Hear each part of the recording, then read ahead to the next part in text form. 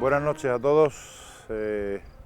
Después de la semana, pues volvemos ya a un nuevo programa de Haciendo Hermandad. Estamos ya en la recta final. Nos quedan dos programas, el de hoy y el de la semana que viene, que será sobre la figura de Antonio Castillo Lastrucci. Hoy vamos a disfrutar, creo yo, de uno de los mejores imagineros actualmente que están en activo, ¿no? Se trata de otro sevillano, de Juan Manuel Miñarro, que aparte, como siempre, como todos ellos, todos los que hemos estado viendo a lo largo de estos 10 programas que vamos a hacer, específicamente son imagineros, pero son ante todo escultores, artistas, y en este caso Juan Manuel Miñarro es aparte de todo eso, es investigador.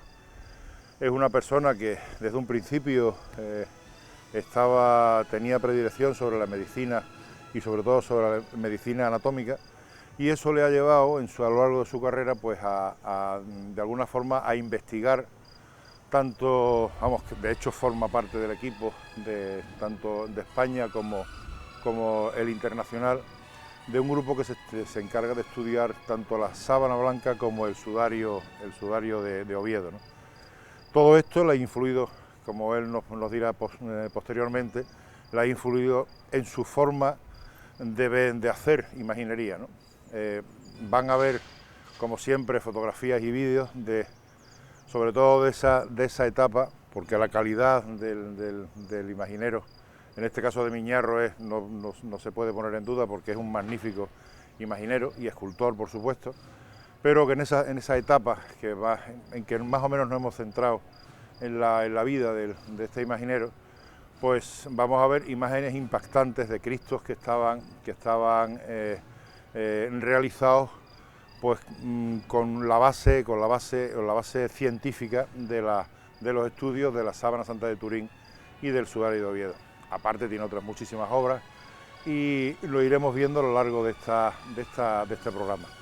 Yo espero, como siempre, que sea un programa que les guste, que les entretenga y sobre todo que conozcamos la dimensión humana y la forma de pensar y de ser de Juan Manuel Miñarro. Yo creo que es una suerte, como en las otras ocasiones, de que estos imagineros se hayan abierto a recibirnos en sus talleres, para que de alguna manera pues contarnos ya no parte de su obra, sino parte de su vida, de sus inquietudes y de su forma de encarar su gran vocación, que en este caso es la imaginería. Así que yo les dejo con mucho gusto y que espero que lo disfruten, este reportaje que vamos a hacer audiovisual de Juan Manuel Miñarro. Así que nos vemos dentro de un rato y espero que les guste este programa. Así que buenas noches y hasta dentro de un ratito.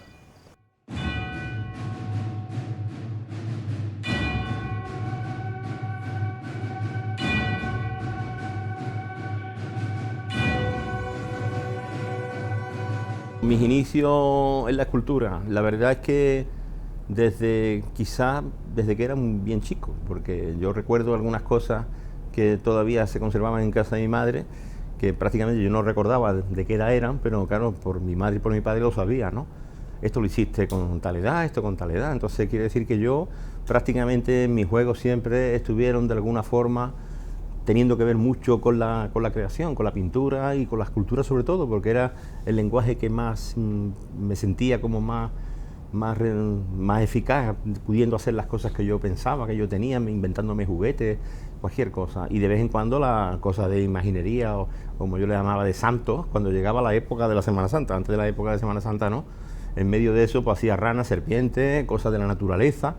Claro, era un perfil muy dedicado casi al estudio de la naturaleza y de la ciencia, por eso mi bachillerato y todo lo hice por ciencia.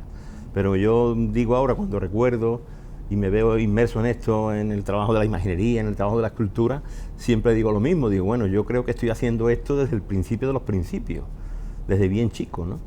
Lo que pasa es, claro, ya a nivel, se puede decir, serio, a nivel ya profesional, pues bueno, primero el primer paso fue decidir qué carrera iba a hacer, porque yo hago un bachillerato por ciencia, iba a ser medicina o biológica, tenía un poco la duda entre eso, pero me decantaba más por la ciencia médica, y prácticamente un mes antes de matricularme, pues bueno, pues le dije a mi padre que finalmente iba a ser lo que su querido amigo y que fue director de la Escuela de Arte y Oficio, don Julián García Ortiz, siempre que me conocía desde bien chiquitito, decía, este niño es escultor.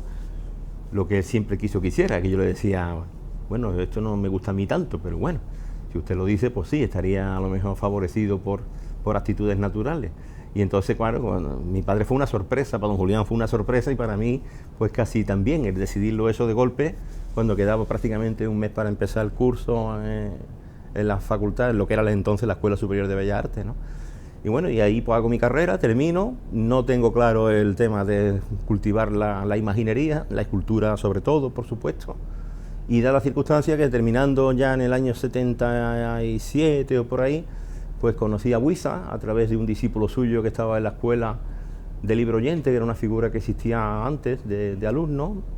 Entonces, bueno, me presenta al maestro, entro en el taller, me rodea el ambiente, el olor a madera y todas esas cosas, y me doy cuenta de que la imaginería no era lo que yo pensaba, no era repetir modelos del pasado, no era vivir del recuerdo del barroco, sino que había un escultor, como ese hombre que yo conocí en ese momento, que de alguna manera hacía una obra sincera, una obra diferente, aunque se basara en los temas religiosos, pero tenía una personalidad que a mí me influyó enormemente. A partir de ese momento me empecé a tomar en serio la posibilidad de, una vez terminada ya la carrera y mi carrera docente, que era lo más importante, a lo mejor dedicarme al cultivo de la imaginería profesional. Lo que pasa es que ya él me avisaba, porque decía, bueno, chacho, ¿a ti te gusta la escultura, la religiosa? Yo en ese momento, quizá por prudencia, le dije que sí, cuando no era realidad, pero de alguna manera me dijo, pues ten en cuenta una cosa, este tren es muy difícil de montarte en él. Ahora, en el momento en que te monte, como te vaya bien, te va a costar mucho trabajo bajarte, ¿no? Que es lo que me pasa ahora, evidentemente, porque algunas veces me apetecería hacer otro tipo de escultura, por eso cada vez que tengo la posibilidad de hacer un retrato o de cultivar algo que no sea el de tema exclusivamente religioso, el desnudo, por ejemplo, el estudio del natural, todo eso me apasiona, los estudios anatómicos, todo eso me apasiona. Lo que pasa es que todo esto son herramientas que tanto el estudio natural como el estudio de anatomía, todo eso se puede volcar también en hacer un estudio de imaginería serio. Pues eso, llevo toda la vida así, prácticamente, y bueno, prácticamente cuando ya empiezo a trabajar por mi cuenta, pues a partir de la muerte de mi maestro en el año 83. Yo empiezo a dar clases en la Facultad de Bellas Artes en el año 81, en la asignatura de Geometría Descriptiva, y bueno, y ese tiempo, hasta el año 83, estaba en el taller de Buiza colaborando y lógicamente aprendiendo oficio, porque en la escuela te daban las bases, tanto como el oficio de imaginero no era tanto lo que se podía profundizar allí, íbamos hacia otro tipo de contenido y evidentemente en el taller de Buiza descubrí yo la imaginería y hasta que él no murió, pues no empecé prácticamente ya a intentar trabajar por mi cuenta, ¿no? De alguna forma. No te llames nada de restaurante, niño. Poco, ¡vámonos!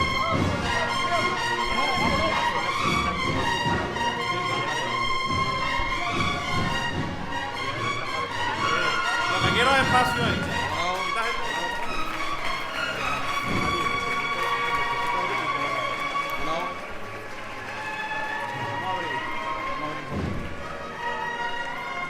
Seguimos de frente.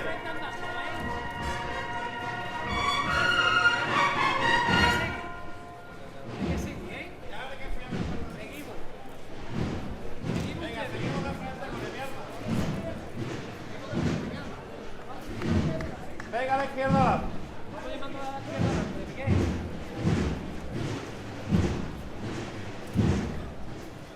La gente buena de verdad.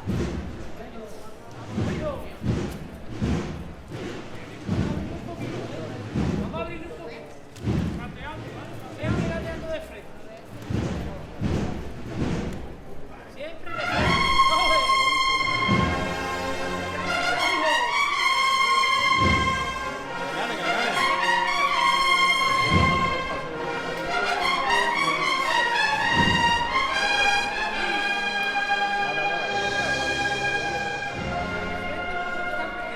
Venga a la izquierda adelante, la derecha atrás. Con ustedes.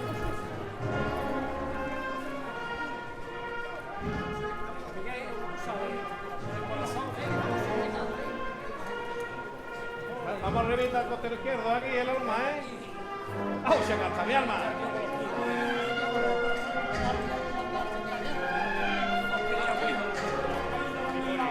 Venga un poco de frente. Le sigue llamando a la izquierda adelante, ¿eh? Le sigue llamando, vamos a la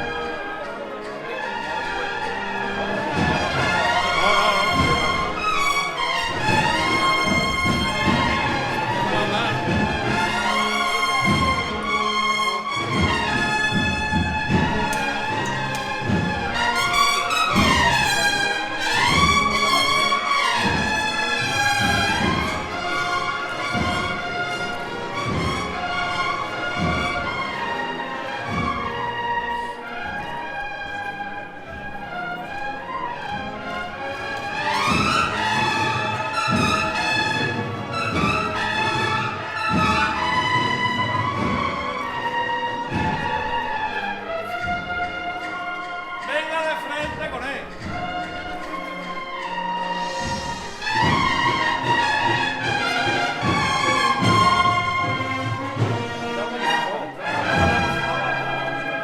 La izquierda adelante. Poco a poco.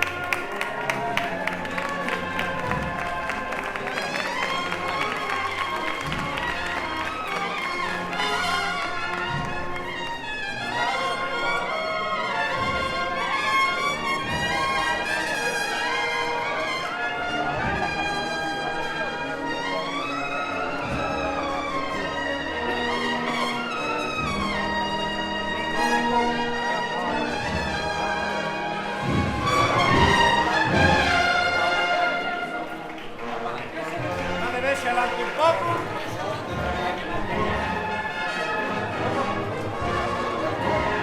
Derecha adelante. No se puede dejar, ¿eh?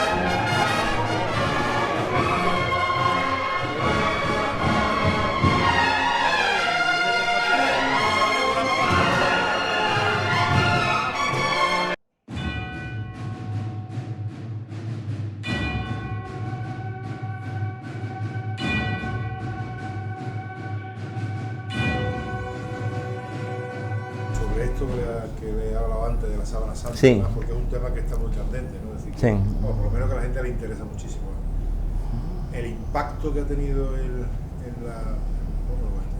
el mundo de las hermandades el Cristo de Córdoba, Ujú. pues la verdad es que según bueno, hay personas que además que se lo comentaba antes, que entienden de que hay una similitud entre el de la redención, que es otro exponente fuerte suyo, Sí. con el tema este, que tienen un punto en común, que es la Sí. muerte de Sí. Jesucristo, el padecimiento y la muerte. Ujú. Pero ¿qué diferencias hay fundamentales entre las dos imágenes? Bueno, Lo que más o menos quiero que explique. Y Bien. si tiene alguna similitud, que no creo que tenga ninguna, sí. con el del Buen Fin que hay ahí, que no es un crucificado, sino que es un Sí. Cristo ya muerto, que tiene signos evidentes de la pasión y de la tortura que tuvo. Y si hay alguna cosa entre ellas, aparte de la muerte, que usted lo quiera comentar. Bien, bueno, yo siempre, de todos los temas que podía trabajar en la imaginería, quizás, yo creo como a muchos imagineros creo que les pasa, ¿no?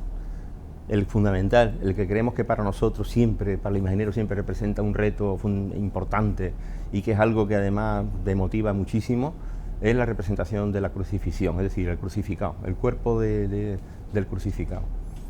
No solamente el crucificado, en definitiva, todo lo que sea una imagen que no sea de vestir. En el momento en el que ya tenemos la posibilidad de representar el desnudo, la anatomía humana y todo eso, yo creo que eso fundamentalmente todo imaginero lo prefiere. Entonces, evidentemente, el tema que por antonomasia dentro de esta tipología de imágenes donde predomina el cuerpo humano en toda su enormidad, pues en la crucifixión, porque a nivel compositivo y todo, pues verdaderamente, y después lógicamente teniendo en cuenta los maravillosos modelos de crucificados que tenemos en España, ¿no? Y en Andalucía fundamentalmente, ¿no? Entonces, claro, yo recuerdo que la primera encargo que recibo, de los primeros, para hermandades, el Cristo de la Redención de Málaga, El primero es el Cristo de la Paz, de aquí de Roche-Lambert, parroquia de Roche-Lambert de Sevilla, pero era una imagen para una parroquia, que evidentemente la hago inmediatamente después de haber terminado mi tesis doctoral. Que mi tesis doctoral es precisamente de la anatomía de los crucificados en escultura, es decir, son 5 años lo que estoy trabajando, incluso en un momento determinado, por el análisis directo de la anatomía humana a través del estudio de cadáveres y todo esto, lo que hacían los antiguos escultores, volver a la fuente. Entonces, si queremos estudiar anatomía, hay que volver a la fuente. ¿Y dónde están las fuentes? La fuente está en el estudio del natural, ahí tenemos el modelo vivo, que nos da una información muy valiosa, pero también tenemos la consulta del cadáver, donde ahí tenemos la anatomía en toda su maravilla de orden y al mismo tiempo de desorden, porque una vez que ya no hay vida, ya no hay forma. Pero ese es un reto interesante, porque tenemos que basarnos en el natural y tenemos que basarnos también en la no vida, porque la vida y la no vida de alguna manera determinan un poquito pues la maravilla de poder llegar a la representación de un crucificado. El primero que hago es un Cristo vivo, que es el de la Paz de Roche-Lambert. El segundo es el encargo que yo deseaba, un Cristo muerto. Y entonces eso me permitía ver de qué manera representar la plenitud mortal. Eso que tantas veces había leído y estudiado y visto en el crucificado de los estudiantes de aquí de Sevilla, en el Cristo del Amor, de la Hermandad del Amor de aquí de Sevilla también, y que en un momento determinado tenía la posibilidad de hacer mi primer trabajo importante para una Semana Santa importante, que es la de Málaga, en el Cristo de la Redención. Esa imagen no tiene para nada referencia a la tanatología desde el punto de vista científico y desde el punto de vista de los estudios basados en la medicina forense que se pueden extraer gracias a la existencia de la síndrome de Turín. No tiene nada que ver. En aquel momento sí me interesaba ya la sábana. A mí la Sábana Santa de Turín me ha interesado pues, prácticamente desde antes incluso de que se hiciera la prueba del carbono 14. Me interesó por primera vez a partir del año 78, que se hace el estudio del Stur. Yo devoraba todo lo que en ese momento se publicaba sobre los estudios que, según los medios de comunicación, lo había hecho la NASA. Y bueno, y a partir de ahí yo seguía con ese tema. Después del año 88, fíjate qué curioso, el Cristo de la Redención sale por primera vez en el 87, la prueba del carbono 14 a la síndrome se le hace justamente un año después. Y en ese momento, cuando ya las pruebas del carbono 14 dicen que aquello era medieval, es cuando a mí me interesa mucho más que antes. Porque entonces cuando me di cuenta del verdadero misterio que tenía aquello. Es decir, si esto ya es misterioso, que me digan que es encima, es de la Edad Media, aún es más misterioso. Luego esto me interesa seguir leyendo sobre esto. Lo que yo en ese momento no tenía claro, si yo eso lo iba a volver a aplicar en mi obra algún día. Evidentemente lo dejé ahí, seguía viendo todo lo que se publicaba y tal.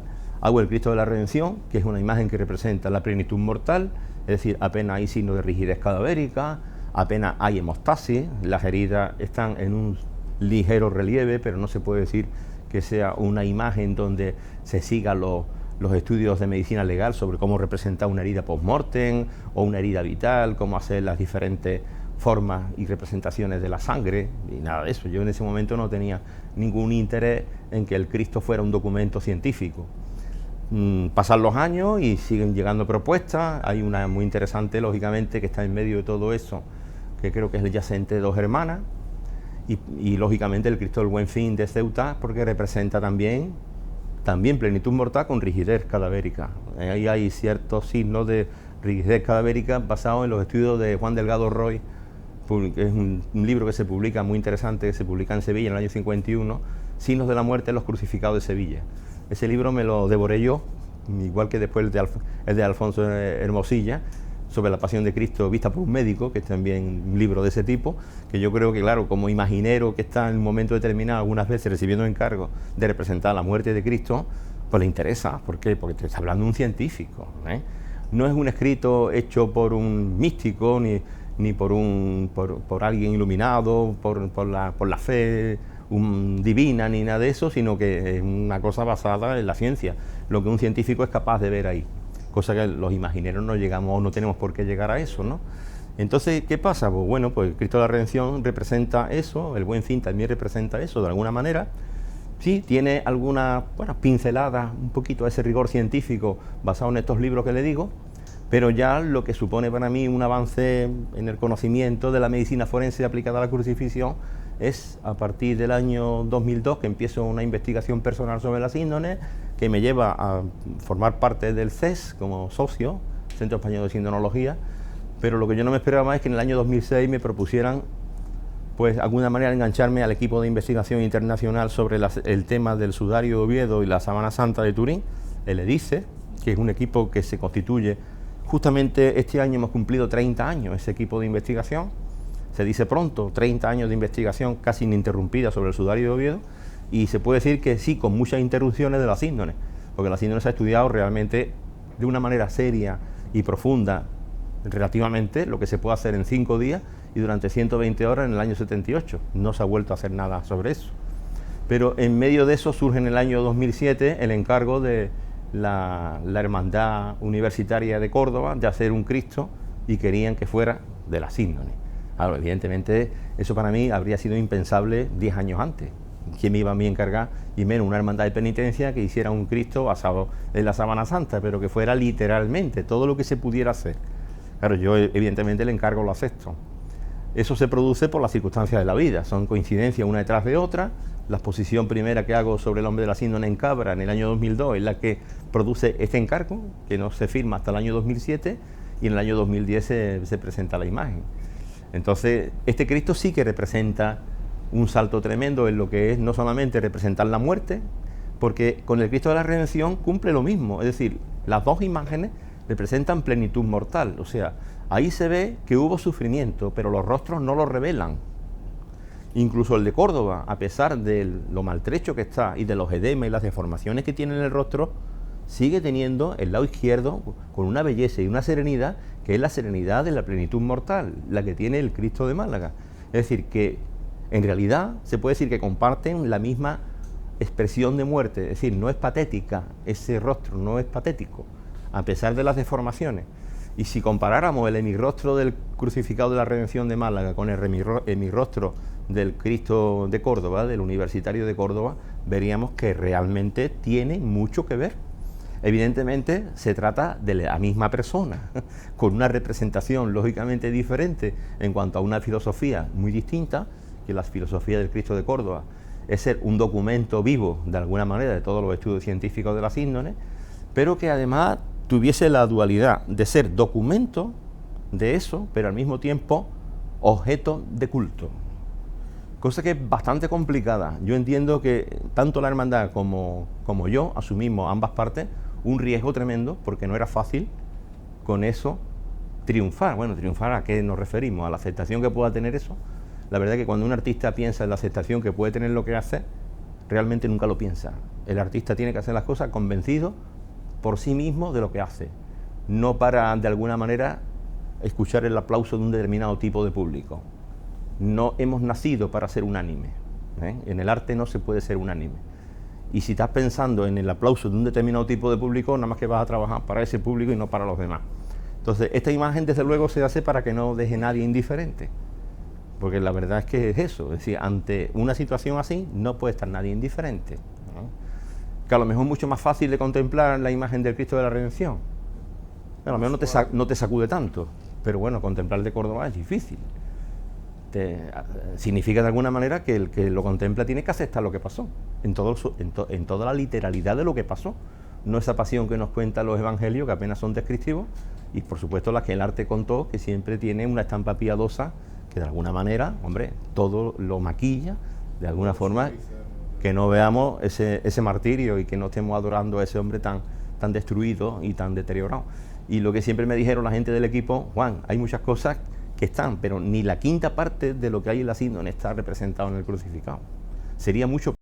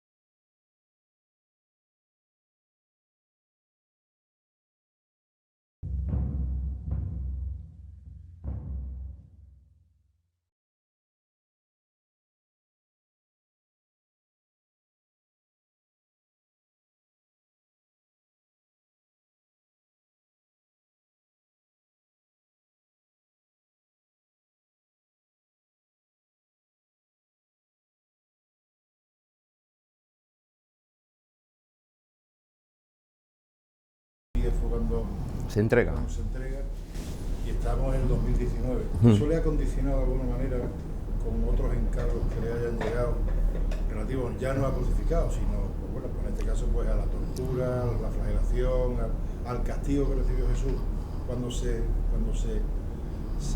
piensa en el nuevo encargo que le han hecho? ¿Le ha condicionado en algo? Hombre, condiciona algo. Lo que pasa es que yo ya, evidentemente, lo que sí dejé muy claro, y recibí después del Cristo de Córdoba muchos encargos de diferentes partes del mundo incluso, que querían hacer que le hiciera una copia, algo igual. Y yo siempre dije que no, que el Cristo de Córdoba era único, que lo peor que podía hacer un artista era copiarse a sí mismo.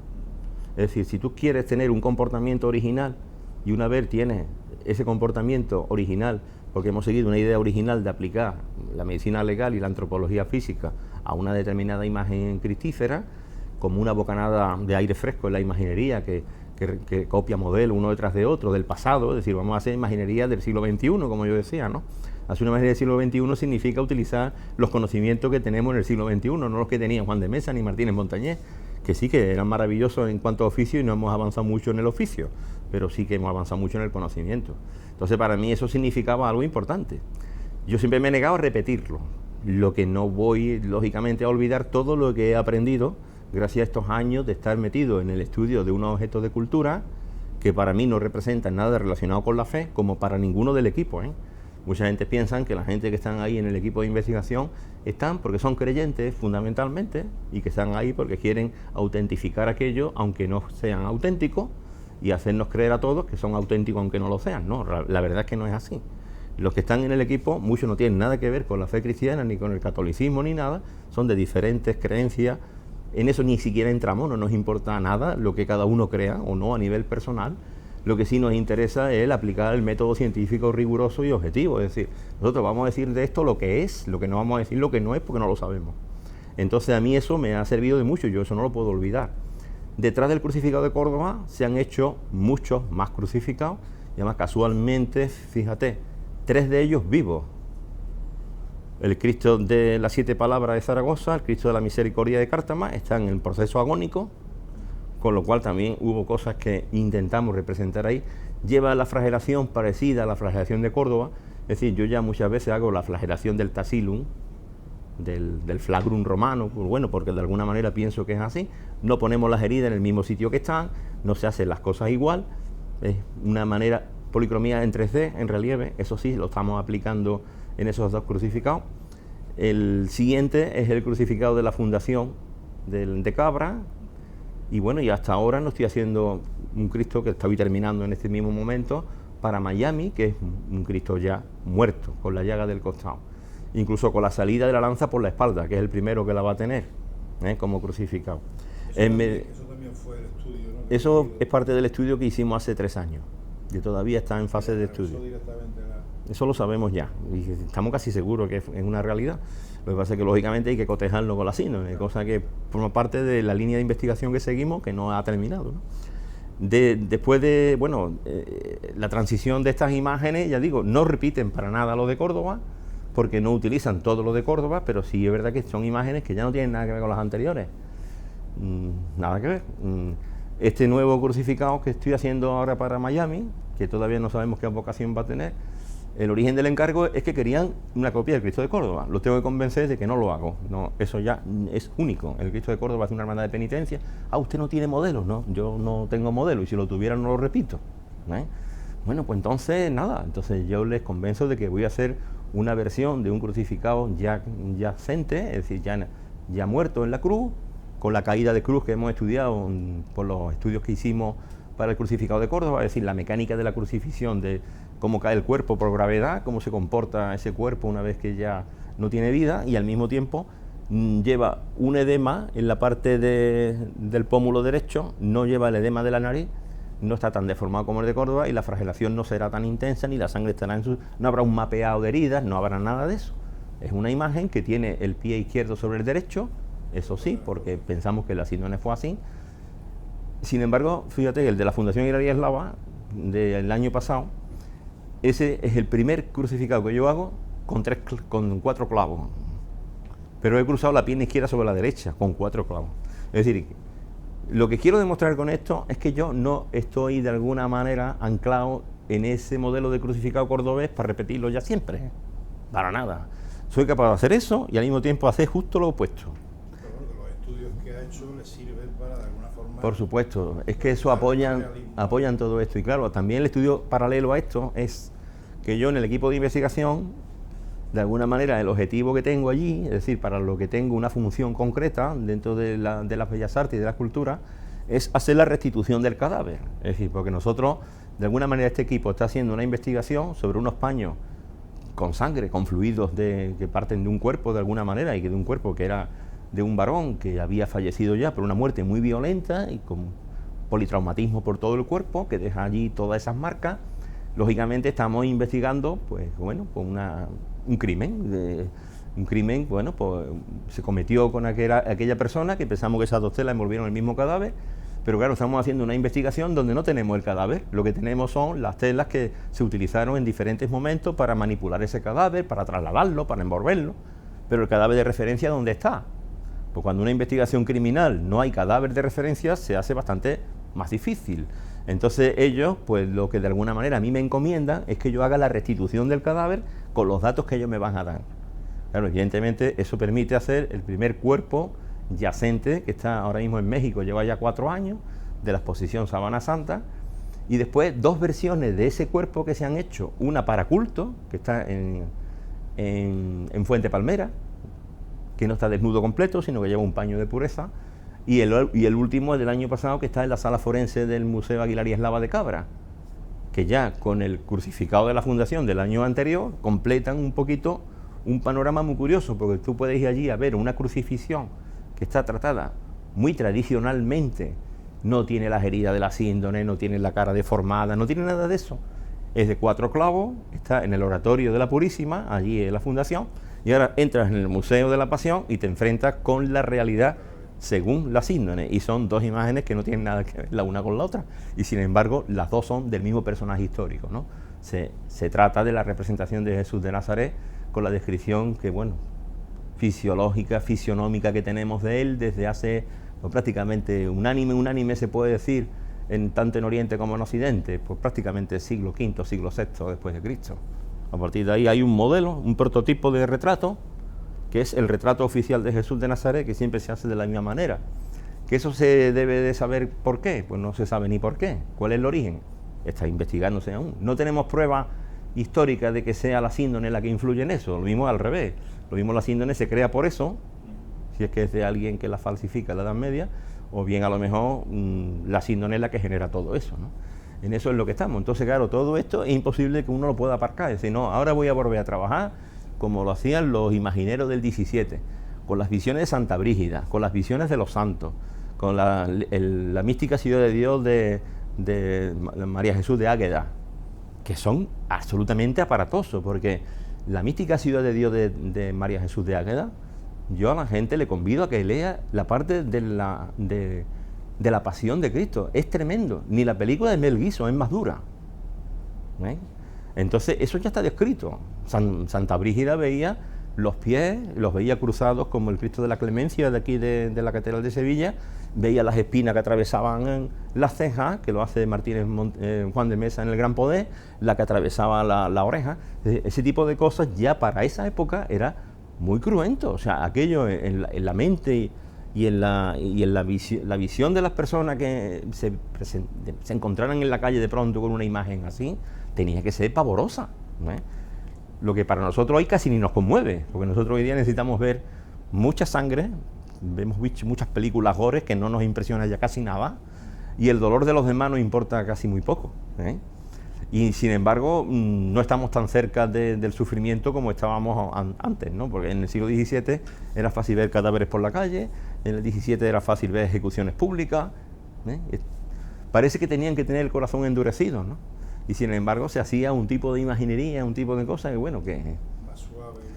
Bueno, suave también, porque yo siempre digo lo mismo. Si Martínez Montañés levantara la cabeza y dijeran, maestro, aquí tiene el libro que escribió Pierre Barbe en el año 34, que se titula Un cirujano en el Calvario, y haberle dado ese librito a Montañés para que lo leyera.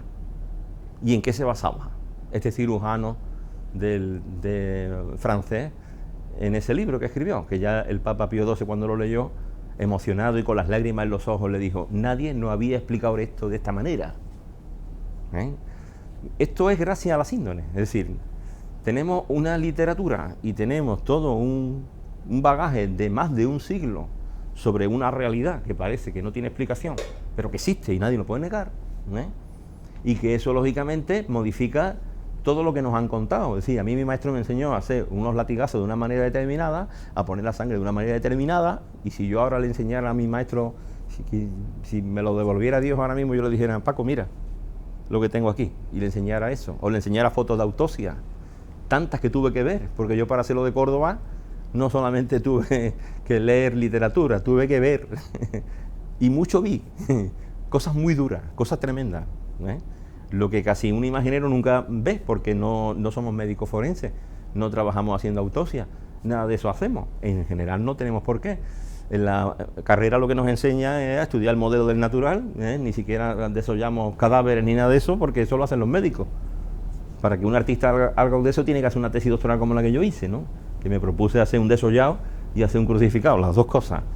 Anatomía al servicio del arte y arte al servicio de la anatomía, las dos cosas. Y para eso necesitaba la fuente. ¿Cuál es la fuente? El cadáver. El modelo natural siempre lo tiene uno, ¿no?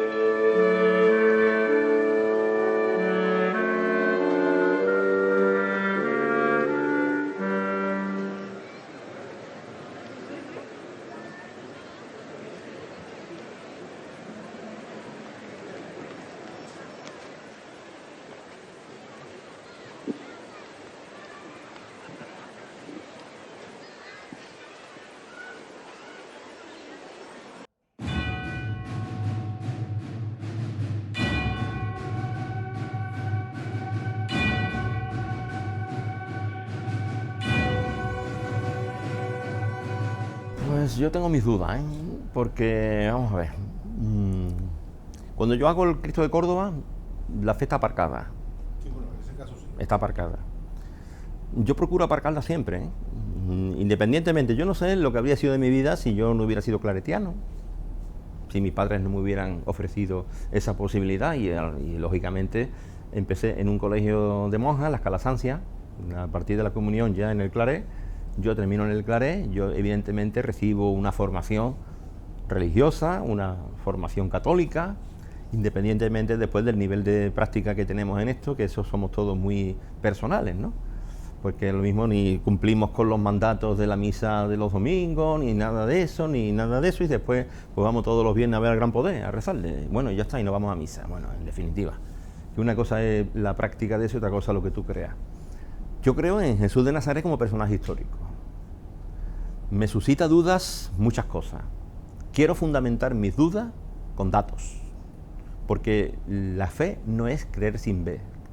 La fe tiene que ser una fe racional, porque Dios nos creó a todos como seres racionales, y creo fundamentalmente en una forma de Dios, porque no creo que esto sea lo que es hoy sin la existencia de alguien que diera el primer paso, es decir, de no haber nada, de haber algo. Eso tuvo un origen que sabemos que hace 13.800 millones de años, y eso es el Big Bang, y tuvo que haber algo que no formaba parte de eso, es decir, que no estaba en la materia, que no estaba ni en el espacio ni en el tiempo, que fuera el que diera el pistoletazo de salida. Vamos a llamarle Dios o vamos a llamarle lo que queramos, el bosón de Higgs, lo que queramos, pero la física hoy día no lo niega. Entonces yo creo fundamentalmente, igual que cuando veo volando un jumbo, sé que hay un creador detrás, no pienso que ese jumbo existe por casualidad. Cuando veo un pájaro, pienso que hay alguien que lo creó, porque es mucho más maravilloso el pájaro que el jumbo. Por muy maravilloso que nos parezca un jumbo volando, el pájaro es aún más maravilloso. Incluso la célula más pequeñita de ser viviente unicelular es mucho más maravillosa que el jumbo. Y el jumbo lo hemos hecho nosotros. ¿Quién ha hecho la célula? Porque todavía no hemos sido capaces de replicarlo, ¿eh? La vida para nosotros es un enigma que se produjo por casualidad. La casualidad no existe. No se puede hablar del azar, porque el azar no es una fuerza física, ni el azar se puede medir. Yo he aprendido que la ciencia es todo aquello que se puede decir de la materia y de las cosas que permiten estudiarlo en un laboratorio mediante un experimento que nos da unas medidas, y de esas medidas, aplicando lógicamente después el razonamiento matemático, llegamos a las conclusiones de cómo puede comportarse la materia en diferentes momentos, y según eso, qué propiedades son las que tiene, y decimos que las cosas son lo que son, independientemente de que me gusten a mí o no me gusten. La materia es lo que es y la materia hace lo que hace. Y conocemos la materia por lo que hace. O sea, las cosas son lo que hacen. Y cuando vemos, como dicen los americanos, una cosa que es blanca, que tiene forma de un pato y que hace cuac cuac, exactamente igual que un pato, decimos es un pato y no cabe discusión alguna. Es decir, la materia es lo que las cosas son por lo que hacen, ¿no? O sea, yo creo en eso. Entonces, evidentemente, en Jesús de Nazaret hay que creer por la metodología humana, de la fe humana, que nos permite que exista la cultura humana, porque no nos creemos todo lo que nos dice la historia, porque no tenemos manera de comprobarlo, nos creemos todo lo que nos dice la ciencia y aceptamos que existe que existe de alguna manera pues las partículas y las moléculas y los átomos, aunque no lo veamos. O sea que esto está fuera del alcance de que yo lo pueda experimentar con mi sentido, pero me lo creo. La teoría atómica me dice que esto no es sólido. ¿Y yo a quién me creo? A mi sentido, a la teoría atómica. Yo creo a la teoría atómica. Y mi mano es una nube de partículas en un movimiento muy rápido, en un vacío casi total. Y yo creo en la teoría atómica y no creo a mi sentido, que me dicen que esto es sólido. Entonces, ¿por qué no voy a creer en Jesús de Nazaret? Por la misma manera que acepto la cultura humana que recibo por gente que me lo dicen, que son dignas de crédito, tengo que aceptar lo que me dicen los que vivieron con él, que lo vieron muerto y después lo vieron vivo. No lo creemos cuando dicen que lo vieron muerto, pero lo tenemos que creer también cuando dicen que lo vieron vivo. Yo ahí lo que veo en la síndrome es la posibilidad de poder tener una comprobación. Es decir, yo no quiero ser irracional, quiero creer en Jesús de Nazaret por pruebas, porque él hacía los milagros para dar pruebas. Si no, sería absurdo que nadie hubiera ido detrás de él sin las pruebas.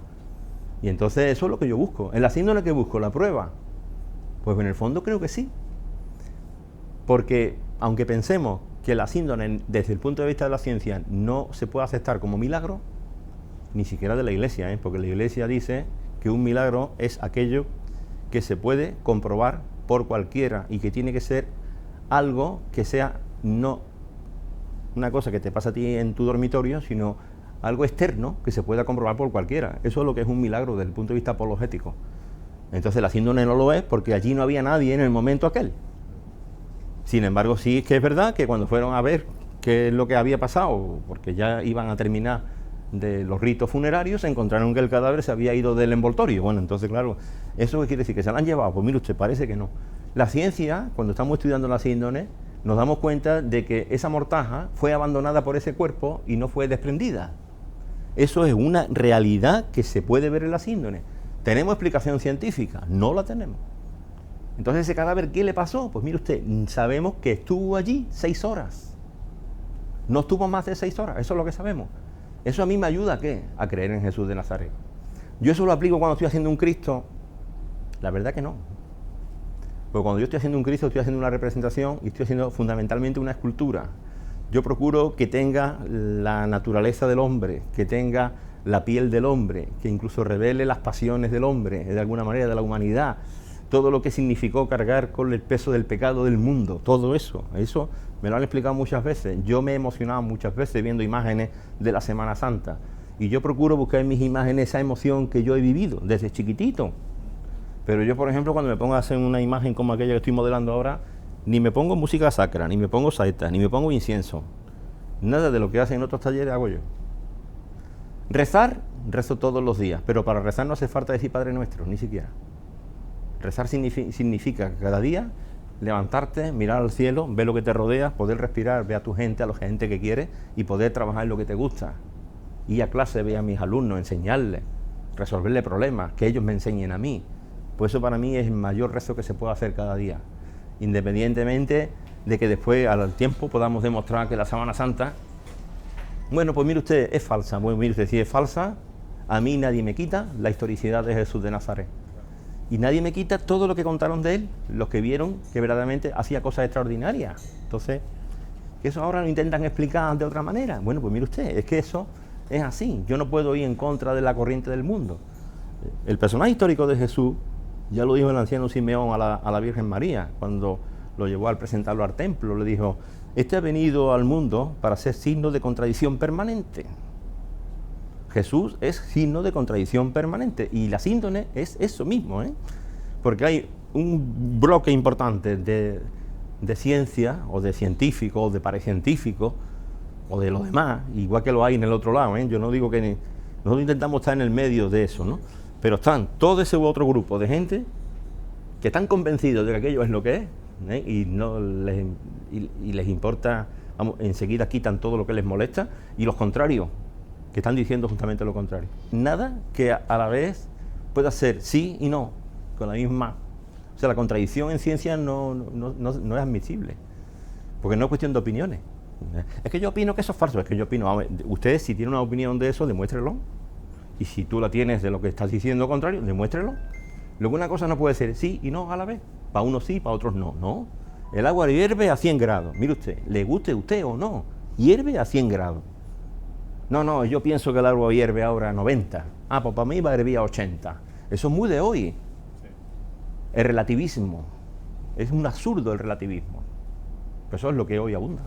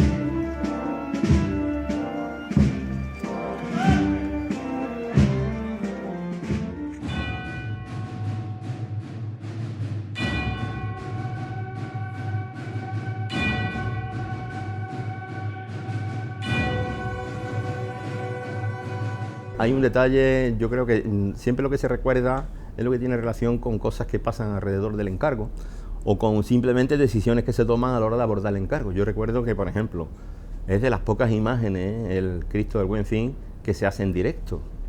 A mí siempre me ha gustado crear un modelo, como veis que hay un modelo ahí, como hay algunos modelos de tamaño natural, o este que es un modelo, y sobre ese modelo en barro, después hacerlo más, empezar a una escala o hacerlo a tamaño natural, y después hacer unos moldes, pasarlo a poliéster, sacado de punto, todo eso. Ese Cristo se hizo en directo entero. Y un detalle curioso es que el embón de ese Cristo estuvo a punto de provocar un accidente, que lo hizo un sobrino mío, que se quiso enganchar en el Cristo y se le cayó encima, pero se quitó a tiempo. Imaginaros lo que habría supuesto aquello, porque aquello era un volumen de madera tremendo antes de lo que era el desbaste, ¿no? Eso es una anécdota, ¿no? Después, bueno, también está importante, ¿no? El hecho de que este Cristo se hiciera en directo a través de plantillas y dibujos de carpintería y no se hiciera de otra manera, eso pues también es una cosa ya interesante que creo que es llamativa, ¿no? La dentadura, que se hizo la primera vez que se hizo en todas las piezas dentales, no se le pusieron ojos de cristal, lleva una policromía muy clásica, sigue un poco, los modelos de mi maestro sigue un poco, lo que pasa es que quise también dar unas pinceladas basadas en la escuela castellana. Esa época daba yo ese tipo de pinceladas. Después ya viene el Cristo de la Flagelación, bueno, que verdaderamente es la primera imagen que me encargan para representar ese momento tan tremendo de la pasión de Cristo, que es la flagelación. Y entonces, pues bueno, para mí eso fue muy interesante, ¿no? Porque es un momento tremendamente dramático, ¿no? Y en aquel momento yo no había leído mucho todavía sobre la flagelación según la Sábana Santa, bueno, así, algunas cosas sí que había leído, pero me parecía que en ese momento yo lo que tenía que hacer era representar algo, y me acordé de mi maestro cuando decía que nosotros nos metíamos mucho con él, porque le decíamos, Paco, ya le va a pasar el trastorno. Le decíamos el trastorno cuando en la espalda hacía todas las heridas y todas las cosas. Y entonces esa imagen, toda la flagelación la hago yo basada en las cosas de Huiza, ¿eh? Ahí prácticamente hay relieve, lo hago como él lo hacía, que era con el estuco, no lo hago utilizando resinas ni pastas como las que se usaron después en los demás imágenes, fundamentalmente en el de Córdoba, nada de eso, pero sí que lo hago ya en relieve, las heridas están en relieve, pero tienen una distribución clásica, ahí no se puede adivinar qué instrumento es el que provoca esas heridas, sino que son las tradicionales heridas que podemos ver en cualquier espalda de cualquier crucificado o de cualquier atado a la columna. Es sangriento, evidentemente, porque yo no quería que aquello pareciera pues una tontería. La flagelación yo creo que fue de las partes de la pasión de Cristo una de las cosas más tremendas, ¿no? Y casi nadie que hubiera pasado por ahí habría tenido ni fuerza para llegar a la cruz como él lo hizo, ¿no?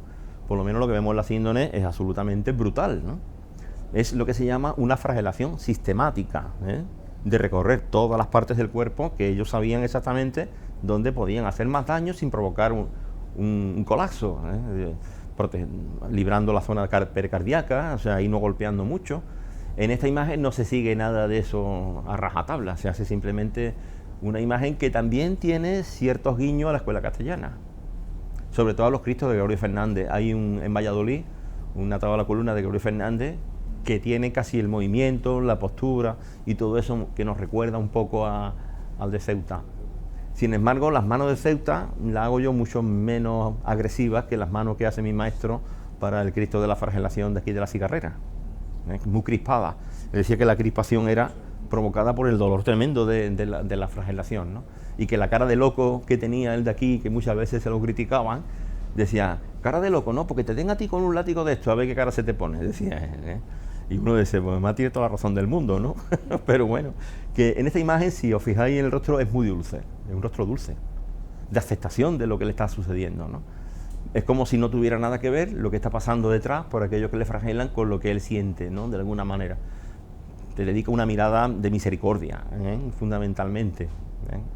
Con respecto a la Virgen de la Concepción, la Concepción es una dolorosa de las que yo trabajo con muchísima intención de crear un modelo de imagen que esté a medio camino entre el naturalismo de la Virgen de, por ejemplo, que además era mi patrón, la de la Cigarrera precisamente, ¿no? Porque para mí la imagen esta es tremenda, dicen que es de Juan de Mesa, en este momento no estoy yo seguro si sí o no, pero verdaderamente es una Virgen que a mí siempre me ha gustado muchísimo.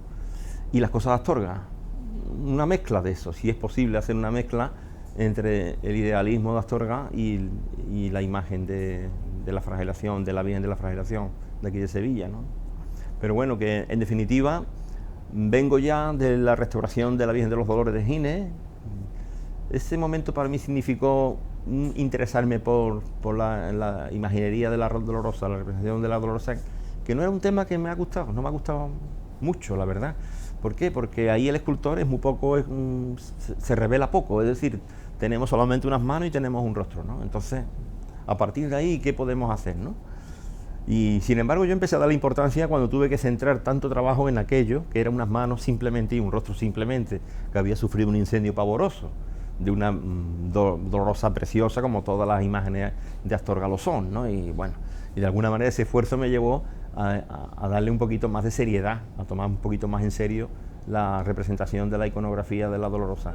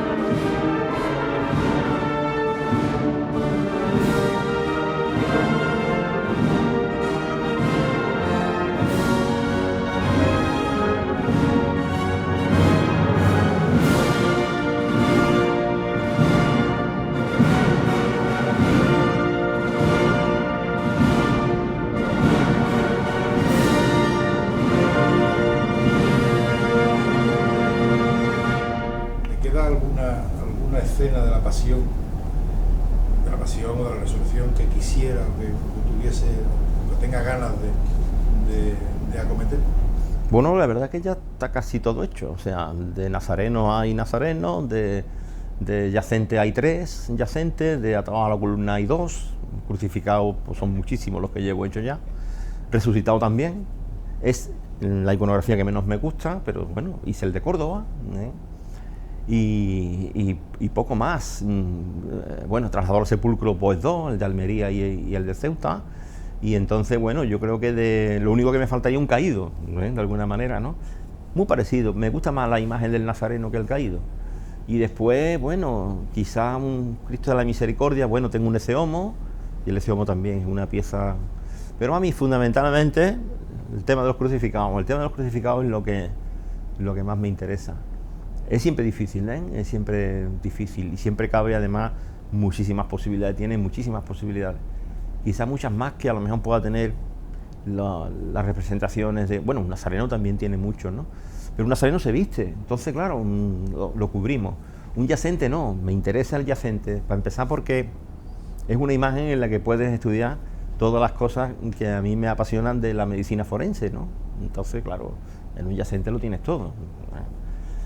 Lo que pasa es que el crucificado, y sobre todo si el crucificado ya está en el proceso agónico, una expiración.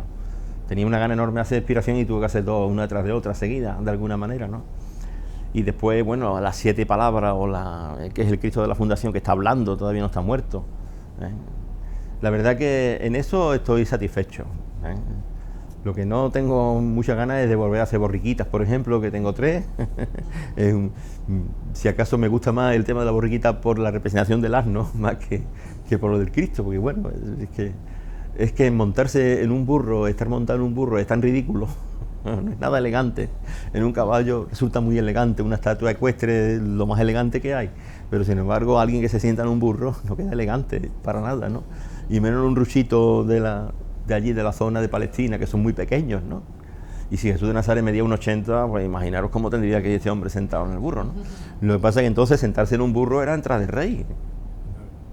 No era tan fácil tener un burro, ¿no?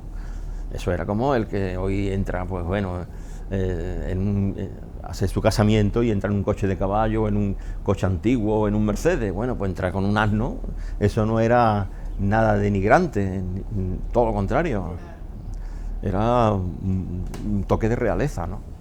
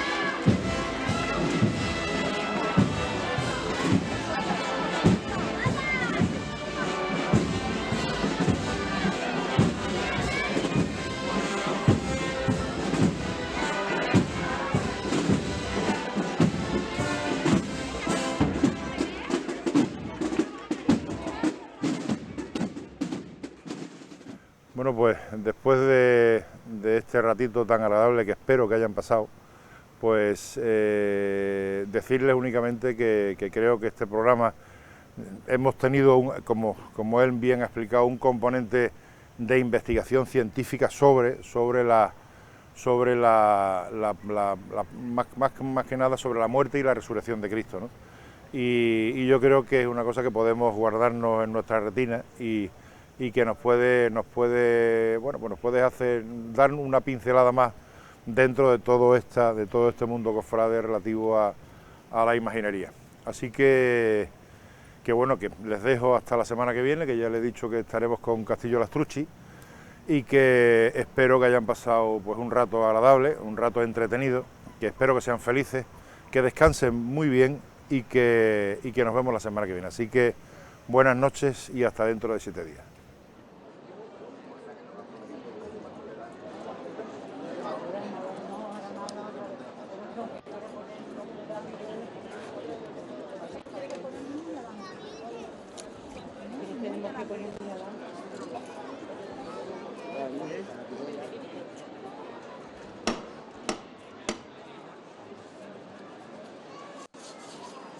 ¡Javi! Venga, que nos vamos otro poquito, hijo. El año que viene, si Dios quiere, venimos otra vez. ¡Todos por igual, valiente! ¡Al cielo con él! ¡Ante!